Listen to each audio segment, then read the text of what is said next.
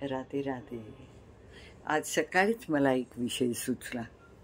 तो विषय सुचला, मन अस्वस्थ झालं की अ, फार महत्त्वाचा आणि गंभीर विषय आहे आणि तो तुमच्यापर्यंत पोचवावा असं मनापासून वाटलं. त्यामुळे लगेच मी हा व्हिडिओ काढते.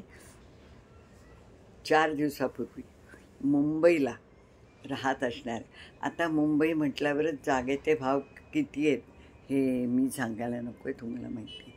त्यातून 57व्या मजल्यावर राहणाऱ्या एका कलाकार स्त्री म्हणण्यापेक्षा मी आता आई म्हणते, च्या मुलाने 14 वर्षाच्या मुलाने, एकुलत्या एक मुलाने, आईने फक्त ट्युशनला जा एवढं म्हटल्यावर रागारागाने 57व्या मजल्यावरून उडी मारून जीव दिला.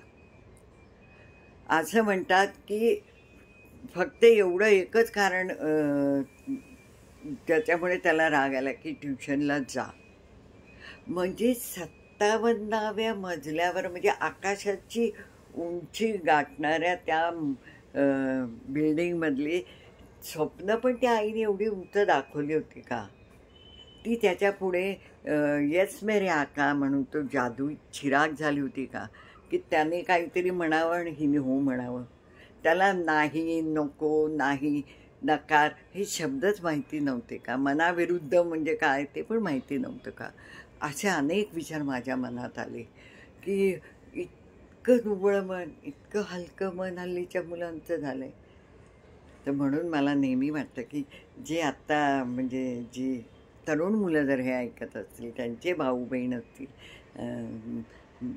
बायका असतील, ज्यांची लहान मुलं असतील किंवा वयस्कर असतील, ज्यांचे नातवंड असतील, तर माझी अशी रिक्वेस्ट आहे की 5 मिनटं ना कंपल्सरी त्यांना नाम जप ह्याचं महत्त्व समजावून करायला लावा. थोडं म्हणजे सवय होईपर्यंत अवघड वाटतं, मला माहिती आहे. माझ्या नातीवरनं मी सांगते की थोडं आपण ना ट्रिक करायला लागतात, जोपर्यंत त्यांना सवय होत नाही, त्याची सवय होत नाही. एकदा सवय झाली ना की ते मुलं आपडून घेतात. माझी नात खेळून आली ना की थोडा वेळ टी व्ही बघते. तर मी तिला सांगितलं होतं, हे बघ, आधी आलीच, हातपाय तोंड वगैरे धुतलंच की शुभं करोती, रामरक्षा, मारुती स्तोत्र माझ्या जवळ येऊन म्हणते. तिला मी सांगितलं की तू हे म्हटल्याशिवाय टी व्ही लावायचा नाही. तुम्हाला माहिती आहे मुलांना कार्टून वगैरे ह्याचं किती अट्रॅक्शन असतं.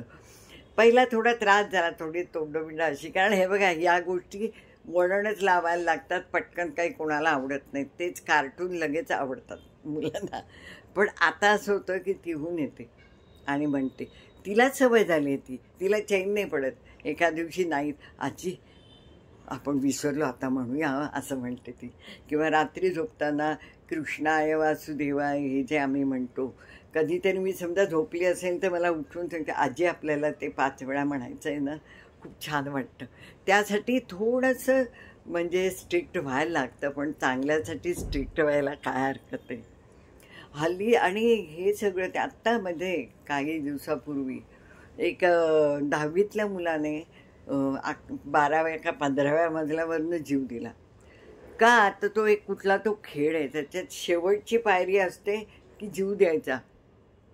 मला कळत नाही खेळामध्ये अशी कशी काय पायरी असू शकते ज्यात जीव जातो. मग तो खेळ कसला? पण जाऊ दे, हल्ली नवीन नवीन निघालं आहे. म्हणून मला असं म्हणायचं असतं, म्हणावंसं वाटतं, विनंती करायची वाटते की बाबा मोबाईलपासनं मुलांना जरा लांब ठेवा. पण आता पूर्ण मोबाईल हातात देऊ नका असं म्हणू शकत नाही आपण. याचं कारण शाळेचे आणि कॉलेजचे होमवर्क वगैरे जे काय असतं तेच सगळं मोबाईलवर येतं. त्यामुळे आपण अशी तर बंधनं घालू शकत नाही त्यांना. पण निदान ते काय बघतायत, ते काय करतायत ह्याच्यावर नक्की कंट्रोल ठेवायला पाहिजे. आणि मध्ये आत्ता आम्ही एका हिल स्टेशनला गेलो होतो, त्या एका हॉटेलमध्ये जेवायला गेलो होतो. तिथे 8 महिन्यापासून ते 18 वर्षापर्यंतची सगळी मुलं जवळजवळ कमी जास्त प्रकारात होती. मी बघितलं आजूबाजूला, तर प्रत्येक 8 महिन्याच्या मुलाला पण आईने असा त्या पाळण्याच्या इथे असा मोबाईल लावून ठेवलेला. ते 18 वर्षाच्या मुलापर्यंत सगळे मोबाईलवर होते. म्हणजे मी म्हणते की आधुनिकीकरण झालंच पाहिजे, पण त्याचा म्हणजे ॲडिक्शन होता कामा नये असं मला कळकळीने वाटतं. पण हा एक भाग झाला, म्हणजे त्या मुलाची जी आत्महत्या करणं, ते जे वर्तणूक. पण म्हणून दुसरी पण त्याची बाजू आहे की आपण बघूया, जी अतिशय चांगली आहे. आपल्यासारखे मध्यमवयी किंवा काय म्हणतात मिडल क्लास किंवा अप्पर मिडल क्लासची लोक, त्यांची जी मुलं आहेत ते बरेच ठिकाणी मुलं आईवडील कसे म्हणतात, हे बघ बाबा, हांतरून पाहून हातपाय पसर. पण मला असं वाटतं ना, ह्या मुलांना स्वप्न बघून द्यावीत, त्यांच्या स्वप्नांचा पाठपुरावा त्यांना नक्कीच करून द्यावा. ह्याचं कारण काय माहिती का, तरच त्यांच्या पंखात बळ येईल. तुमचे पंख त्यांना लावू नका, ज्याने उडता येणार नाही. मला असं वाटतं तेच झालं होतं का त्या 57व्या मजल्यावरच्या मुलाचं, की आईचे पंख घेऊन तो जास्त उडू शकला नाही असं मला वाटतं. तुम्ही त्याला पंख दिलेत स्वतःचे तर तो उड्या मारू शकेल, भरारी घेऊ शकणार नाही. म्हणून त्याच्या पंखात बळ आणा. त्याला असं म्हणा, हातपाय तू पसर, हांतरून काय करायचं त्याची काळजी मी घेते. सांगा बरं, अजय अतुल यांच्या आईनी त्यांना जर का स्वप्न बघायला प्रोत्साहित केलं नसतं की बाबा तू मार भरारी, तुमची काळजी मी घेते, तर ते इतके मोठे महान संगीतकार झाले असते का? त्यामुळे ही पण गोष्ट तेवढीच महत्त्वाची आहे आपल्या लोकांसाठी की त्यांच्या पंखात त्यांचं बळ द्या, तुमच्या कुबड्या त्यांना लावू नका.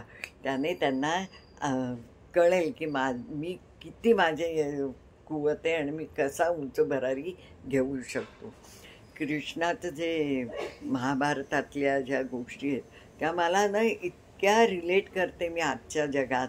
आता एक सगळ्यात महत्त्वाचं म्हणजे कृष्णाचे आईवडील दूर झाले, नंद यशोदा दूर झाले, गोकुळ दूर झालं, राधा दूर झाली, सगळं त्याच्यापासून दूर झालं नाही तर त्याचं स्मितहास्य आणि त्याची सकारात्मकता ही आपण आता घ्यायला पाहिजे.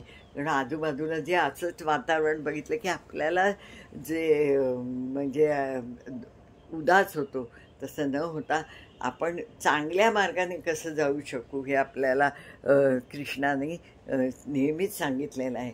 तर त्याचा आपण विचार केला पाहिजे, त्या दृष्टीने आपण गेलं पाहिजे. दुसरं म्हणजे जेव्हा कृष्ण वामकुक्षी करत होते तेव्हा युधिष्ठिर दुर्योधन आणखीन अर्जुन त्याला भेटायला आले. दुर्योधन उशाशी बसला आणि अर्जुन पायाशी बसला. डोळे उघडल्यावर कृष्णाला अर्जुनच दिसला. अर्जुनाला विचारलं त्यांनी, बोल का हवंय तुला? तेव्हा दुर्योधन लगेच म्हणला, मी मोठा भाऊ आहे आणि मी प्रथम आलो आहे, मला पहिलं विचार.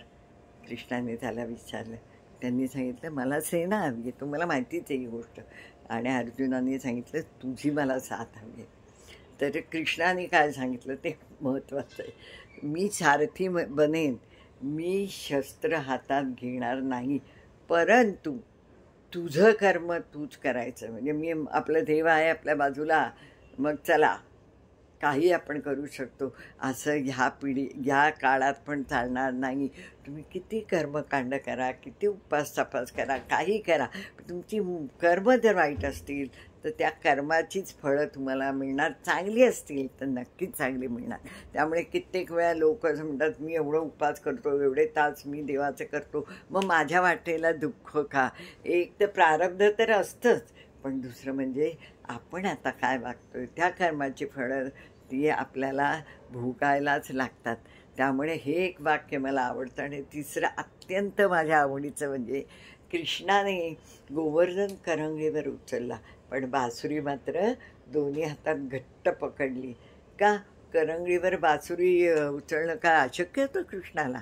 पण नाही, त्याचं असं म्हणणं आहे, तो असा संदेश देतोय की पराक्रम रणांगणात गाजवा, पण नाती मात्र जवळच अगदी घट्ट बांधून ठेवा.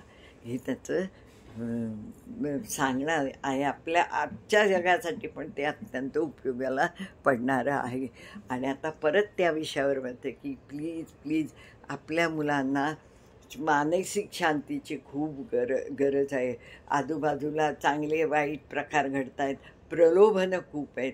5 मिनटं कंपल्सरी त्यांना नामाचा जप करायचं महत्त्व समजावून सांगा आणि करायला लावा.